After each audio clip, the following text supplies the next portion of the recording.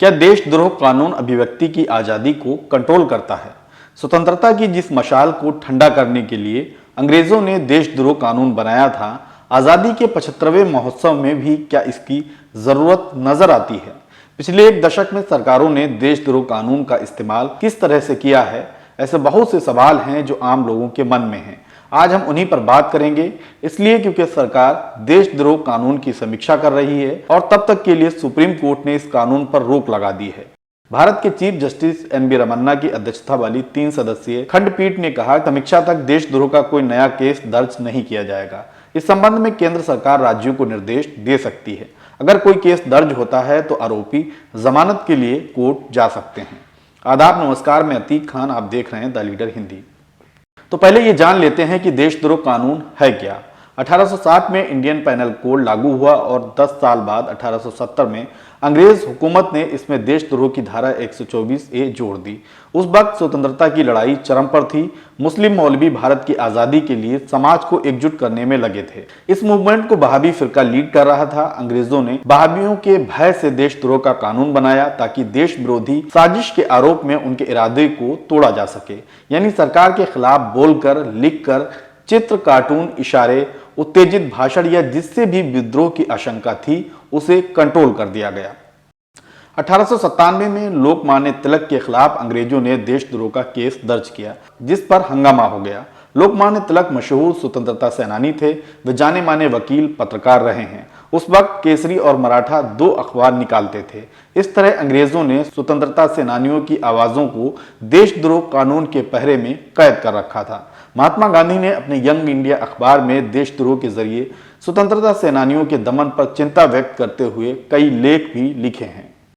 आजादी के बाद प्रधानमंत्री इंदिरा गांधी ने देशद्रोह कानून को और भी सख्त करते हुए 1973 में इसे संज्ञेय अपराध बना दिया, यानी आरोपी को बिना वारंट गिरफ्तार किया जा सकता है। इसमें 3 साल से लेकर उम्र कैद तक की सजा का प्रावधान है। हालांकि आजादी के बाद से ही देशद्रोह के कानून को खत्म किए जाने की मांग उठती रही है। अब चूंकि सुप्रीम कोर्ट ने इस कानून का संज्ञान लिया है, जिसको लेकर केंद्र सरकार ने कोर्ट में अपना पक्ष रखा और इसकी समीक्षा, संशोधन की बात कही है। इस मामले को सुनते हुए सुप्रीम कोर्ट ने देशद्रोह के तहत कोई नया मुकदमा दर्ज करने पर रोक लगा दी है।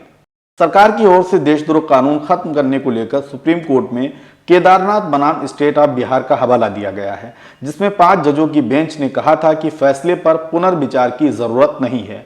दरअसल 1962 में केदारनाथ बनाम स्टेट ऑफ बिहार केस में सुप्रीम कोर्ट के 5 जजों की बेंच ने अपने फैसले में कहा था कि देशद्रोह कानून के दुरुपयोग के बावजूद भी इसकी उपयोगिता जरूरी है। एक दिन पहले ही कानून मंत्री किरण रिजिजू ने कहा है कि देशद्रोह कानून को लेकर प्रधानमंत्री नरेंद्र मोदी ने फिर से विचार करने को कहा है।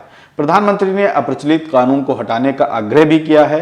बहरहाल अब इसकी समीक्षा होगी और फिर सुप्रीम कोर्ट का फैसला आएगा।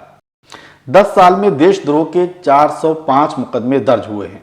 National crime record bureau NCB का डाटा है कि पिछले एक दशक में देशद्रोह के 405 मामले दर्ज किए गए हैं।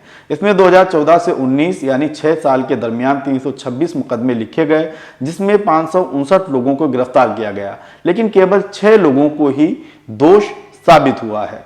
देशद्रोह के 141 मामलों में पुलिस चार्जशीट दाखिल करने में सफल हुई, यानी आधे से भी ज्यादा मामलों में आज तक चार्जशीट दाखिल नहीं हो सकी है।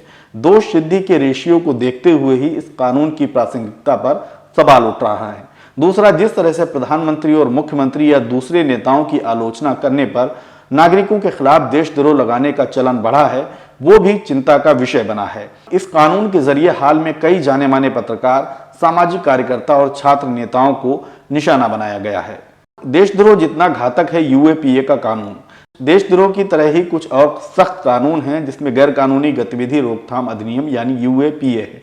2015 से 19 तक यानी 5 साल में यूएपीए के 5128 केस दर्ज किए गए हैं। सबसे ज्यादा मामले मणिपुर में दर्ज हैं। यहाँ 1786 लोगों पर यूएपीए लगाया गया। इसी तरह नेशनल सिक्योरिटी एक्ट यानी एनएसए है। यूपी में साल 2017 से 21 तक एनएसए के तहत करीब 523 केस दर्ज किए गए हैं। इसमें अधिकांश मामले गौकसी से जुड़े हैं। इन तीनों कानूनों को लेकर गाहे बगाहे विरोध के स्वर सुनाई देते रहे हैं।